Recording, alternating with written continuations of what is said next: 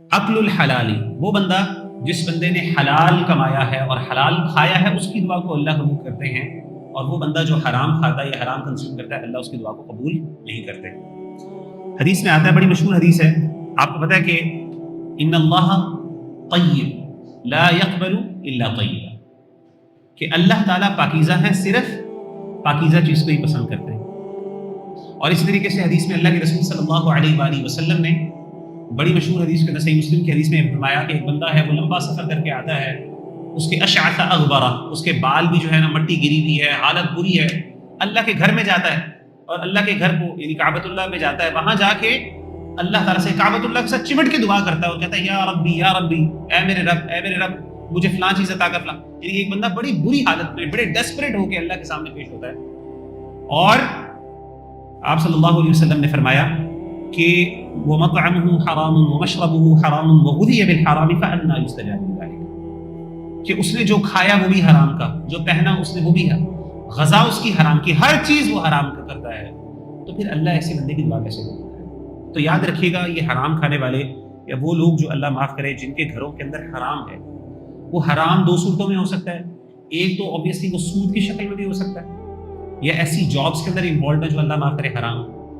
اور دوسری چیز کیا ہو سکتی ہے، وہ یہ ہو سکتی ہے کہ انسان نے کسی کا حق کھایا ہوا ہو، یعنی مثال کے طور پہ آپ نے کسی کا مال ہڑپ کیا ہو، کوئی چور ہے، کوئی ڈاکو ہے، کسی نے کسی کی زمین کو جو ہے اس پر قبضہ کر کے اس پہ اپنا گھر بنایا ہو اور اس کے اوپر اللہ معاف کرے یہ کام کر رہا ہو، تو ایسا شخص جتنی مرضی دعائیں کرتا ہے اللہ ایسے بندے کی دعاؤں کو کبھی بھی قبول نہیں کرتا۔ اس کے علاوہ ایڈیشنل پانچویں کنڈیشن کیا ہے، وہ یہ ہے کہ جب بھی آپ دعا مانگیں، جیسا کہ پہلے بھی ذکر ہوا، تو وہ دعا جو ہے وہ کسی گناہ کے بارے میں نہیں ہوتی، وہ کسی گناہ کے بارے میں نہ ہو،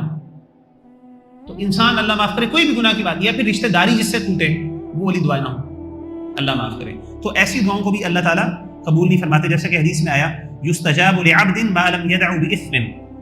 کہ ایک بندہ اس کی دعا قبول ہوتی رہتی ہے یہاں تک کہ وہ گناہ کے بارے میں دعا نہ کر لے، جب گناہ کے بارے میں ذکر کرتا ہے، دعا مانگنا شروع ہو جاتا ہے، تو پھر وہ قبول نہیں ہوتی۔ اسی طریقے سے ایک اور کنڈیشن یہ ہے، چھٹی کنڈیشن یہ ہے کہ دعا کے بارے میں جلدی نہ کی جائے۔ نبی صلی اللہ علیہ وآلہ وسلم نے فرمایا کہ ایک بندے کی دعا اللہ قبول کرتا رہتا ہے یہاں تک کہ وہ جلدی نہ کرے۔ صحابہ نے پوچھا اللہ کے رسول جلدی کا مطلب کیا ہے؟ تو آپ نے فرمایا جلدی کا مطلب یہ ہے کہ وہ کہتا ہے دعوت فلم ارى يستجاب لي، تو وہ کہتا ہے کہ میں نے دعا کی لیکن مجھے کوئی جواب نہیں ملا، تو یہ فوراً گیو اپ کر دینا ایک دو دعاؤں سے، تو یہ بھی جو ہے ایسی چیز ہے کہ جس سے کیا ہوتا ہے کہ اللہ تعالیٰ نہیں قبول کرتا۔ تو جلد بازی نہیں کرنی چاہیے، جتنا زیادہ یاد رکھیے گا، جیسے میں نے آپ کو بتایا، جب تک آپ دعا کری جا رہے ہیں وہ کسی تین صورتوں میں سے کوئی ایک بینیفٹ آپ کو مل جائے گا، یا تو آپ کو وہ چیز مل رہی، اگر آپ کو وہ چیز نہیں مل رہی تو آپ کو دونوں بینیفٹس میں سے جو دوسرے بینیفٹس ہیں وہ تو مل رہے ہیں، تو آپ کیوں چھوڑ دیں؟ آپ دعا مانگتے رہیں مانگتے رہیں مانگتے رہیں، پوری زندگی مانگتے رہیں، کوئی مسئلہ نہیں۔ اگلی جو چیز ہے وہ بڑی امپورٹنٹ ہے، وہ یہ ہے، اگلی کنڈیشن یہ ہے کہ انسان جب بھی دعا کرے تو اس کے اندر حد سے نہ بڑھے، عدم الاعتداء فی الدعاء، اور حد سے بڑھنے کے مختلف مفاہیم علماء نے بیان کی۔ ایک مفہوم یہ ہے کہ جب انسان دعا مانگے تو چیخو پکار کر کے، علل اعلان، ایگزیجریٹ کر کے، غلو کر کے، اوور ایکسپریشن کے ساتھ دعا نہ مانگے۔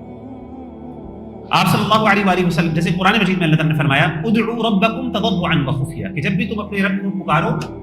تو عاجزی کے ساتھ اور اکیلے میں پکارو، آئسولیشن کے اندر پکارو۔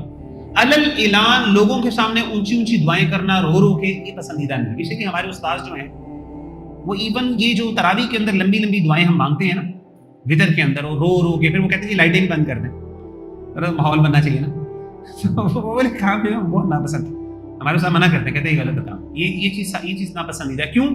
دعا کا اصل فلسفہ یہ ہے کہ اگر آپ نے اجتماعی دعا کرنی ہے نا تو وہ چھوٹی مختصر ہونی چاہیے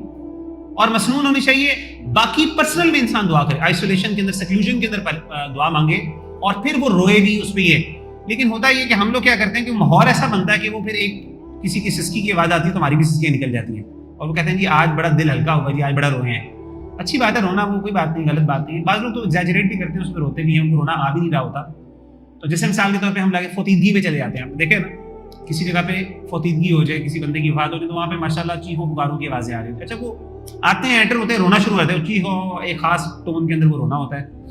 اور اس کے بعد باہر نکلتے ہیں، تھوڑی دیر بعد جب کھانا آتا ہے تو ایک دم گپیں لگ رہی ہوتی ہیں، ایک دم سب کچھ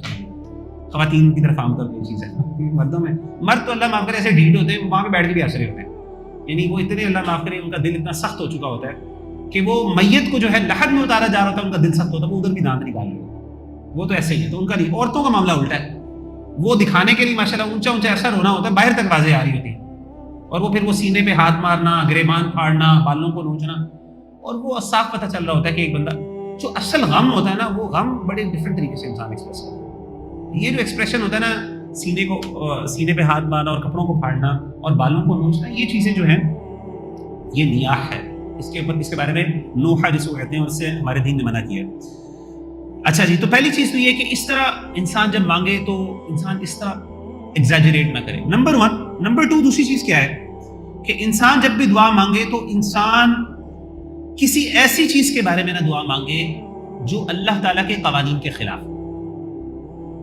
مثال کے طور پہ ایک بندہ دعا مانگے اللہ تعالیٰ نے کبھی بوڑھا ہی نہ ہو, ٹھیک ہے, مطلب اس طرح کی دعا مانگنا جو ہے نا وہ ناپسندیدہ ہے. ایک بندہ کہے کہ اللہ تعالیٰ میری والدہ دنیا سے کبھی رخصت ہی نہ ہو. اب بڑی اچھی دعا ہے, اوبیسلی محبت تو ہے, لیکن یہ چیز ایسی ہے جو اوبیسلی کیا ہے یہ پریکٹیکل نہیں ہے. اور کئی دفعہ ایسا ہوتا ہے کہ سٹل ویز کے اندر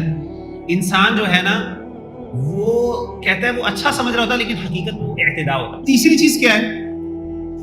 وہ بڑی اہم ہے, اور میں سمجھتا ہوں کہ یہ اگر ہمیں بات سمجھ آ رہی ہے تو ہمارے اکثر دعا کے مسئلے حل ہو جائیں. اور وہ پتہ کیا ہے, وہ یہ ہے کہ جب بھی انسان دعا مانگے تو انسان نہ بہت زیادہ اسپیسیفک نہ ہو. یہ میں بہت سمجھانے کی کوشش کرتا ہوں, لوگوں کو اکثر سمجھ نہیں آتی. اچھا, اس کا مطلب یہ نہیں کہ آپ کبھی اللہ تعالیٰ سے کوئی اسپیسیفک چیز مانگ نہیں سکتے, مانگ سکتے, بالکل مانگنا بھی چاہیے, لیکن یاد رکھیے گا جتنا آپ جنرل ہوں گے اپنی دعا میں اتنی زیادہ آپ کی اللہ تعالیٰ سے ایکسپیکٹیشنز بھی کم ہوں, اور جتنی زیادہ آپ اسپیسیفک ہوں گے اتنی زیادہ چانسز ہیں کہ آپ ہو سکتا ہے تھوڑے سے ڈس اپوائنٹ بھی ہوں. مثال کے طور پر, اور اس کو علماء نے باقاعدہ ذکر کیا ہے کہ یہ دعا کے اندر اعتداء کی مثال ہے. مثال کے طور پہ ایک صحابی ہیں, ان کے بیٹے نے یہ دعا مانگی. مثال کے طور پہ کون سے صحابی, عبداللہ بن مغفل ہیں, وہ کہتے ہیں کہ ان کے بیٹے نے دعا مانگی ان کے سامنے, اللہم انی اسألک القصر الابیض عن یمین الجنت اذا دخلتها, کہ اللہ تعالیٰ میں آپ سے سوال کرتا ہوں جنت کے اندر ایک سفید محل اور پیلس کا جو دائیں طرف ہے. بڑے اسپیسیفک ہو گئے, پیلس بھی چاہیے پہلی بات ہے, پہلے تو جنت میں داخل ہونا ہی ہونا, وہ تو دعا ہے. دوسری بات ہے کہ وہ اس کے اندر مجھے ایک پیلس ملے, اور وہ پیلس کدھر ہو بھی سفید رنگ کا, اور تیسری بات ہے وہ ہو دائیں طرف اسپیشل جگہ پہ, ٹھیک ہے نا, وہاں پہ بھی کوئی ایسا ایلیٹ ایریا ہوگا جہاں پہ اللہ تعالیٰ مجھے پیلس چاہیے. تو اس موقع پر عبداللہ بن مغفل نے کہا کہ یا بنی سل اللہ الجنت وعوذ بہ من النار, کہ اے میرے بیٹے اللہ تعالیٰ سے کیا کرو, جنت کا سوال کرو اور اس سے جہنم سے پناہ مانگو. فإنی سمعت رسول اللہ صلی اللہ علیہ وسلم یقول یکون قوم یعتدون فی الدعاء والطہور, کہ اللہ کے رسول صلی اللہ علیہ وسلم نے پیشین گوئی کی تھی کہ ایک وقت آئے گا کہ لوگ دعاؤں کے اندر حد سے بڑھ جائیں گے, اور اس طریقے سے پاکیزگی اختیار کرنے میں بھی کیا کریں گے, حد سے بڑھ جائیں گے. کیا مطلب ہے, لوگوں کو OCD ہوگا, جس طرح ہمارے یہاں بھی ہوتا ہے, آپ کو OCD ہو جاتا ہے خاص طور پہ وضو کرتے وقت اور نہاتے وقت یا اپنے آپ کو صاف کرتے وقت. تو آپ نے فرمایا یہ حد سے زیادہ بڑھنا جو ہے یہ ناپسندیدہ ہے.